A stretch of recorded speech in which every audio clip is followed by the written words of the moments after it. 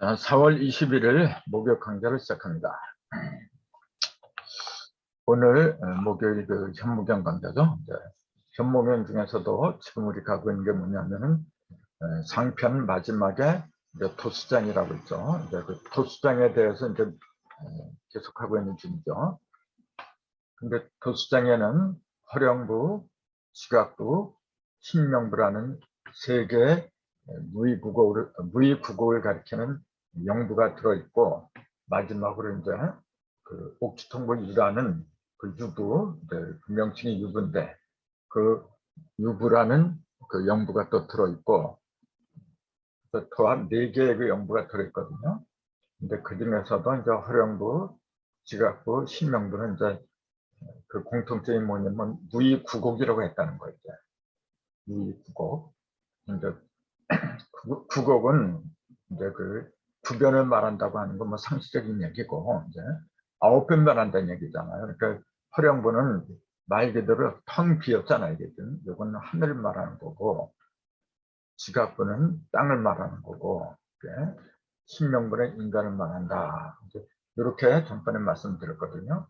이것도 이제 보다 자세한 이야기를 또 해야 될 것 같아요.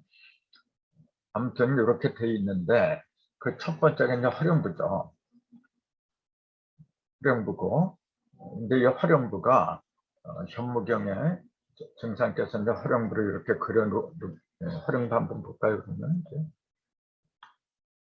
요게 활용부잖아요. 이렇게 구체적으로 현무경에 그려놓기 이전에 이미 활용부를 그려서 보인 적이 있었습니다. 그게 언제냐면은, 하루는, 이건 증산도전에 나온 기록인데 대순정경에도 있어요. 근데 대순정경 어디 있는지 잘 몰라서 보이는 대로 이제 인용을 했죠. 하루는 한 술객이 이르거늘, 증산도에서는 이제 상제님이라니까, 상제님께서 활용부를 그려 보이면 말씀하시기를, 이때 이미, 이거는 뭐 1909년 이전에요. 지금 1909년 현무경 만들기 이전입니다. 이게 1908년에 1년 전에 이미 그랬던 거예요. 활용부를 그려보면 말씀하시기를, 이제 동양이 서양으로 떠넘어가는데, 그럼 서양으로 넘어가는데 공부하는 자들 중에 이 일을 바로 잡으려는 사람이 없으니 어찌 한심치 않으리요. 그대는 부질없이 떠들지 말고 나와 함께 이 일을 공부하면 어떠냐. 그러니까 그 술객이 놀라서 말하기를, 저는 그런 능력이 없나이다. 그러니까 그 문어나무 꾸짖어 쫓아내니라, 이제 그런 기록이 있습니다. 요거는 내가 뭐 내 눈에 직접 본 건 아닌데 기록이 있으니까 믿을 수밖에 없겠죠. 근데 요게 조금 아까 말씀드렸지, 1908년도에 일어난 일이죠. 그러니까 이미 현무경 그리기 전에 이미 활용부를 갖다가 세상에 공표를 했다는 얘기죠. 근데 이제 여기 보니까 술객, 이 술객은 우리가 보통 알고 있는 점쟁이들이죠. 그냥 남의 기용하고 이제 그런 걸 보고서 점치는 사람들. 그 술객한테 이제 그 운세가 다해서 동양의 서양으로 이렇게 넘어가려고 하는데, 그걸 나랑 바로잡자. 그러니까 그게 보통 그 점쟁이들은 그런 개념이 없죠. 그냥 어떻게 하면은 남의 팔자나 잘 알아맞추고, 어떻게 하면은 돈을 잘 버는가, 그런데 주로 이제 관심 가졌는데, 이렇게 큰 뜻을 가질 수가 없는 거죠. 그럼 여기서 우리가 좀 생각해야 될 게, 하필이면 왜 1908년도 그 무신년인데 그 해에 이런 공사를 받고, 이걸 천지공사 본다고 그래요. 이런 천지공사를 보고 왜 굳이 그 술객한테 그런 시험, 일종의 시험인데 시험을 냈겠느냐, 이제 그런 생각을 좀 할 필요가 있을 것 같아요. 동양이 서양으로 이제 넘어간다 그랬잖아요. 도대체 동양의 서양으로 넘어간다는 그 얘기가 뭐냐? 물론 우리 일반적으로 알고 있죠. 이제 그 도덕 문명이 물질 문명으로 넘어간다. 원래 동양은 도고 동도석이라는 표현이 있지. 동양은 도고 서양은 기라 했잖아요. 그때 기는 그릇기자죠, 이게. 이렇게. 그릇기자. 그 그릇은 뭐냐면은 물질을 담는 그릇이거든요, 이게. 그러니까 동방에는 도고 서방에는 그릇이다. 그러니까 물질면만 말한 거거든요. 그래서 그 태양도 동쪽에서 떠서 서방으로 이렇게 치잖아요. 그러니까 옛날부터 서방은 명부라고 해가지고 그 도가 없는 걸로 알았죠. 항상 그랬어요. 근데 그 도덕 문명이 이제 다 해서 없어진다 그 얘기예요, 지금요. 도덕 문명이 물질 문명한테 먹히려고 하는데 그걸 바로잡자 이제 그런 말씀이었잖아요. 근데 그런 큰 일을 어떻게 해요, 수객들이. 그래서 제가 볼 때는 그 술객은 상징적인 인물이다. 이제 그렇게 보죠. 이제 그 상징은 어떤 상징이냐면은 조금 아까 말씀드렸지. 한 개인의 운명을 미리 점쳐서 그 기경을 예단하는 걸 능력으로 삼는 사람들. 물론 그런 능력도 있어야 됩니다. 사람이 어떤 공부를 하고 하면은 자기가 속한 그 한 가정 또는 사회나 국가 그 운명을 갖다가 바로 맞추고 이왕이면 불행에 빠지지 않게끔 불행에 빠졌다고 할지라도 좋게끔 좋은 방향으로 인도할 수 있는 그런 능력이 있다면 얼마나 좋겠어요. 근데 이제 제가 볼 땐 그래요. 저도 이제 그런 얘기를 많이 들어요. 써먹지 못하는 공부를 뭐하러 하느냐 이제 그런 얘기를 들을 때가 많이 있어요. 근데 과연 써먹지 못한 공부를 하는 건지 그런 것도 좀 생각해 볼 소지가 상당히 있다고 보는데 저는 그래요. 이왕 그걸 이제 도스가 맞는다 이렇게 표현하는데 이제 모든 것이 내가 마음 먹은 대로 지금 이 정상께서 설교한테 하는 얘기가 뭐냐면은 어떤 개인의 그 기륭화복 그런 걸 얘기한 게 아니고 전체잖아요. 이제는 전 세계에서 도덕이 그 물질한테 먹히는 걸 그걸 갖다 바로 잡아야 되지 않느냐. 큰 그림이죠, 그거는. 그러니까 어떤 한 개인이 아니라 전체. 그러니까 성인과 범인의 차이는 뭐냐면 성인은 전체를 봐요, 여러분. 전체. 그 다음에 범인들은 뭐냐면 자기 개인만 봐요. 이게 큰 문제잖아요. 그 전체도 봐야 되고 개인도 봐야 되고 이제 두 개를 다 봐야 된다고 보는 거거든요. 이걸 우리 조상들은 개전쌍전, 개인도 온전하고 전체도 온전하고 그래서 개체와 전체가 온전한 걸 개전쌍전 둘 다 이제 같이 온전해진다.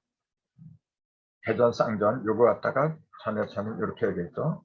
전인신이다 이렇게 표현했었잖아요.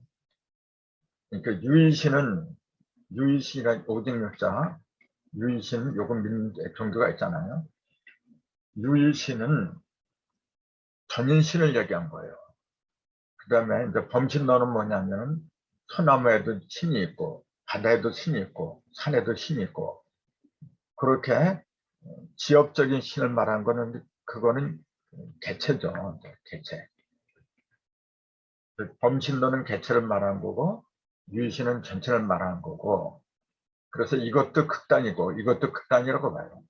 둘 다. 이거는 한쪽을 치우쳤고 이거는 너무 전체를 치우쳤고 전체와 개체가 조화를 이루어야 되는데 그런 신이 이제 유일신도 아니고 범신도 아닌 전인신이라고 이제 표현을 하는 거죠.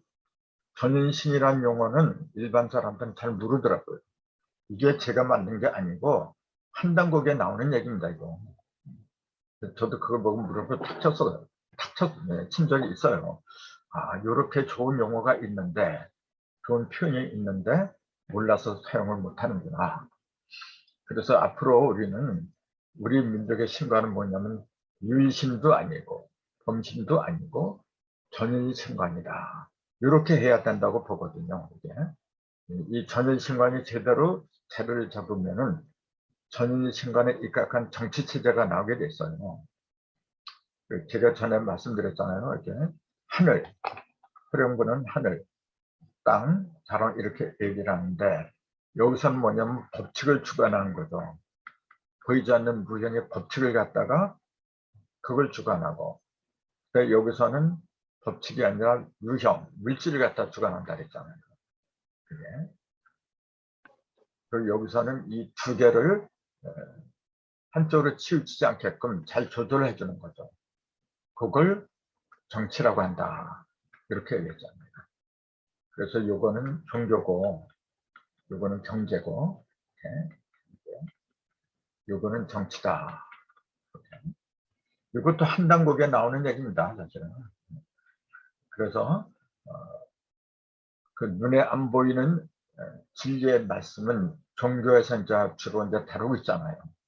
근데 문제는 이 종교가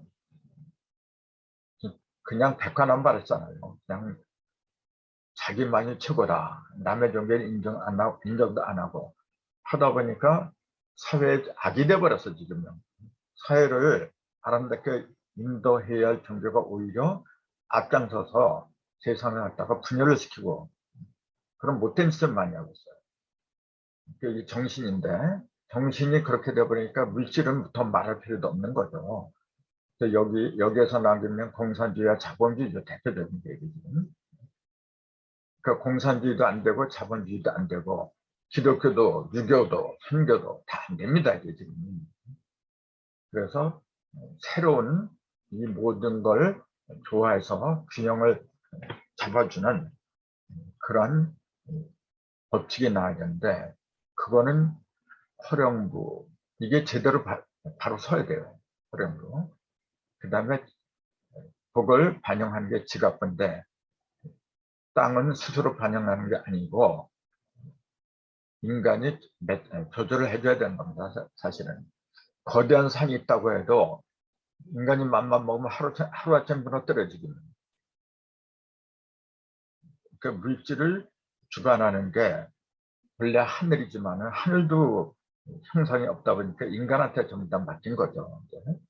그래서 사실은 진짜 모든 것은 인간다운 인간, 사람다운 사람이 될 적에 모든 하늘과 땅이 그 소원이 다 이루어지는 거지, 인간다운 인간이 나오지 않으면은 하늘이 아무리 좋은 뜻을 갖고 있어도 허상입니다. 그거는. 물질도 마찬가지고. 그래서 지금 도수장에서 마지막으로 변무경 상편의 마지막에 도수장을 배치한 이유가 바로 그 얘기예요. 인간다운 인간이 나와서 바로 잡아주길 바라는 거죠. 그 증상께서도 그 수객한테 이제 동양이 서양으로 넘어가는데 그걸 바로 잡지 않게 바로 그 얘기예요. 만약에 신명들이, 보이지 않는 신명들이 그런 능력이 있다면은 뭐하러 인간들한테 얘기를 해요? 뭐하러 수객한테 증상께서 얘기를 해요? 수객은 인간이지 않습니까? 인간보다도 신명의 능력이 더 많다고 이렇게 지금 많은 사람들이 믿고 있는데 굳이 인간한테 그런 걸 하자고 할 필요가 뭐가 있어요, 그래? 그냥 신명도 불러갖고 너희들이 알아서 해라. 그게 상대 아닌가요? 근데 그렇게 되는 게 아니거든요. 이게 중요한 게 뭐냐면요. 자꾸 특히 정상계열에서 그래요. 신명계에 있는 신명들을 갖다가 잘 부리지 않으면 안 된다. 그래서 자기네 교주만이 그 신명들하고 통하고 신명들을 움직일 수 있는 그런 권능을 부여받은 것처럼 그렇게 얘기해요. 그런 거는 백발백중 거의 다 사기입니다, 여러분. 신명만 있으면 되잖아요. 그러면 인간은 뭐로 만들었어요, 이게. 이거는 기독교도 마찬가지고 불교도 마찬가지고 다 똑같은 얘기거든요. 인간이 아니면 안 됩니다, 여러분. 그래서 그 전무경의 가장 키포인트는 뭐냐면은 사람다운 사람이 출연한 거거든요. 어저께도 어떤 모임에 가가지고 우연히 그런 얘기가 났어요. 뭐냐면은 그 천도교, 동학, 그 천도교하고 그다음에 대종교, 이 차이점을 갖다가 그 어떤 사람이 나와서 발표를 하더라고요. 둘의 차이점을. 근데 대종교는 비유하자면 유대교다. 이렇게 그 사람 얘기를 해요. 이스라엘의 전통적인 종교 유대교거든요. 한국의 유대교가 대종교다. 그 단군 할아버지를 모시는 우리 민족의 고유한 종교다. 유대교가 다른 종교들을 갖다가 배척하는 것처럼 자기네가 보수적이고 그다음에 전통을 자랑하는 그런 집단이기 때문에 그 전통과 보수를 갖다가 지키기 위해서는 다른 외래 종교를 받아들이면 안 된다. 그렇게 말한다고 그래요, 유대교가. 마찬가지로 대종교도 단군 정신만이 오직 모든 것을 갖다가 다 제압할 수 있다. 그렇게 이제 논리를 전개하더라고요. 그러면서 천도교는 뭐냐? 이거는 종교 백화점이다. 모든 종교를 종교의 장점이 뭐냐? 그 전부 다 조금씩 싸집게 갖고 만든 거다. 그렇게 얘기를 해요. 그래서 여러분은 어떻게 생각하실지 그건 모르겠지만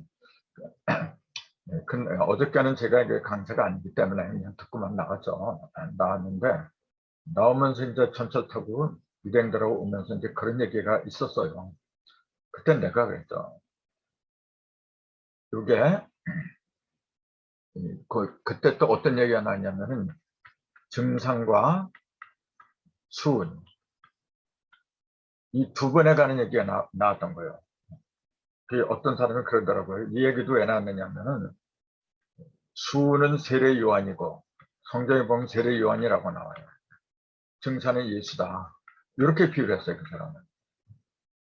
그러니까 요한은 세상에서 아주 큰 사람이지만은 예수 앞에서 보면은 예수의 신발끈을 갖다 필 수도 없는 그런 나약한 사람이다. 그 수는 증산 앞에서 보면은 초라한 사람이다. 그런 식으로 얘기를 하더라고요. 그래서 제가 그랬죠.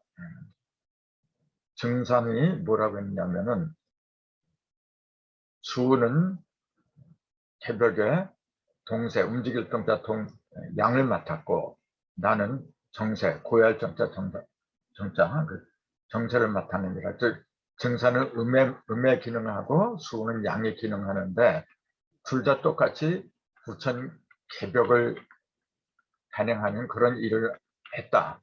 이건 내 말이 아니고 이게 도전에 나온 얘기입니다. 증산도전 나오고 대준댕기 나오고 이거 알만한 사람 다 아는 얘기예요. 어떤 한 사람이 뛰어나고 어떤 한 사람이 모자라고 그런 식으로 대비하면 안 된다. 그거는. 그러니까 또 어떤 사람이 이런 말 하더라고요. 뭐냐면은 그 증산이 그 수은을 갖다 세상에 내보내갖고 일을 하게 했는데 수은이 능력이 없고 제의를 못하기 때문에 신통력을 거두고서 신민년에 내가 내려왔느니라. 그런 기록이 있잖아요. 그걸 그대로 외워요. 그러니까 수는 증산 앞에서 보면 신분권에 지나지 않는다. 그것도 제대로 못했기 때문에 쫓겨난 신분이다. 그렇게 또 얘기를 하더라고요. 그래서 제가 그랬죠. 그러면은 그런 기록이 있으니까 그렇게 말한 건 어쩔 수가 없는데 그럼 그 책임은 누구한테 있느냐? 증산은 당신들 말대로는 장제님이고 하나님이다. 이게 기독교식으로 말하면 하나님입니다. 이게 전지전능한 존재가 아니냐?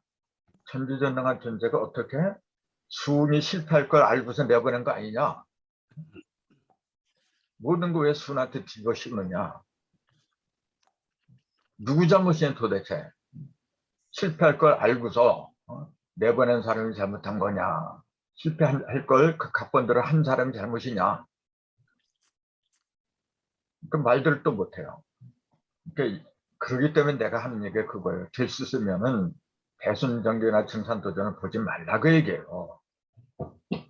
이런 거는 어떤 그 비유, 뭐 설명을 이제 돕기 위해서 했던 이야기인데 사실은 높고 낮은 게 없는 겁니다, 여러분. 분명히 증산께서 수는 양의 임무고 나는 음의 임무다. 그래서 음은 뭐냐면 이제 주로 영부를 갖고 하는 게 음입니다. 정세는 영부를 갖고 하는 거고, 그 다음에 양은 뭐냐면은 줌을 갖고 하는 거예요, 원래. 자꾸 사람들이 강정산이 태울 줄 아는 그 주문 갖고 하는 것처럼 그렇게 얘기를 하는데, 물론 그런 기록이 있으니까 이렇게 얘기를 할 수밖에 없지만, 진짜 중요한 거는 영부입니다. 그 수은 선생은 영부를 받기는 받았지만 자기의 몫이 아니기 때문에 21자 주문, 시천주 조화등 그것만 가지고 계속 내려왔다고 분명히 나와 있어요. 그런 말이.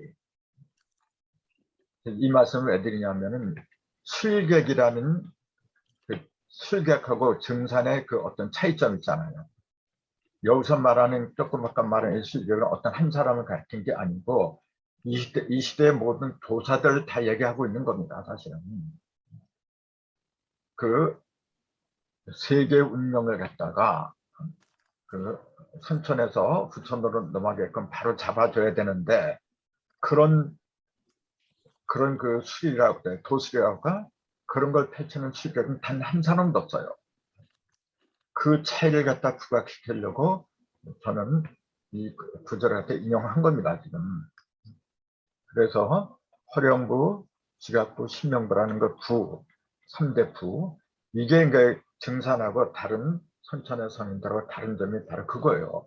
증산은 영부, 붓으로다 알순 비교를 그거 알기는 힘들지만은 붓으로다가 이게 그림을 그렸잖아요. 부적이죠, 그걸. 근데 다른 성인들은 그냥 말로 전하고 그 말을 전한 걸 본인이 직접 쓴 것도 없어요. 그 제자들이 그 기록으로 남겨가지고 이렇게 만든 게 그게 성경이고 비경이고 그런 거지. 석가모니가 부처님 자신이 그 비경을 갖다 만들고 그렇지를 않았습니다, 여러분. 또 예수란 인물도 자기가 직접 성경을 쓰고 그러지를 않았어요, 여러분. 그럴 수가 없는 거죠. 왜냐하면은 그거는 온전한 게 아니거든요.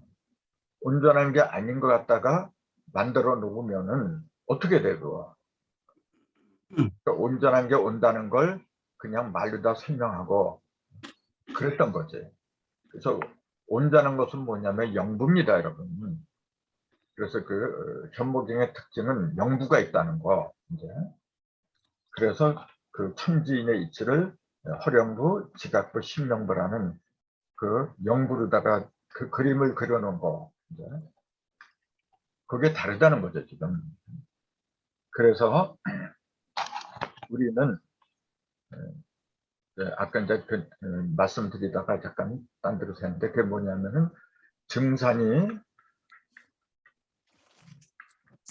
이제 천도교 증산하고 동학하게 하고의 관계 있잖아요. 그걸 우리는 제대로 알 필요가 있다는 얘기지. 그게 뭐냐면 대종교나 그다음에 그게 선불교, 유불선 3교잖아요. 기독교도 이제 그 속에 포함이 된다고 보면은 이 모든 종교와 그다음에 동학의 차이점이 있어요.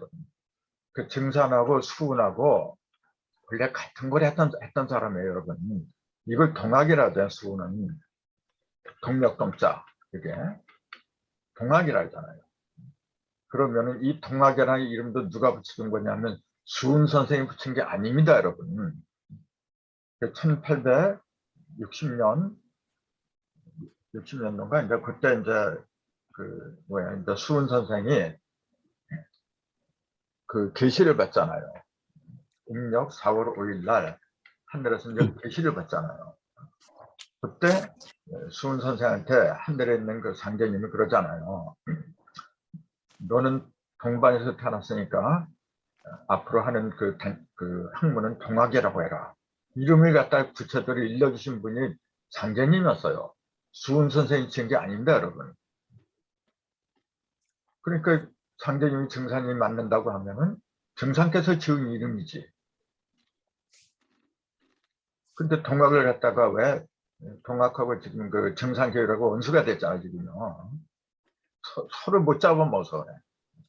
그 이유가 뭐냐면은 아까 말씀드린 것처럼 수은이 상제님이 맡긴 그 사명을 제대로 못하기 때문에 내가 그 실력을 신통력을 거둬버리고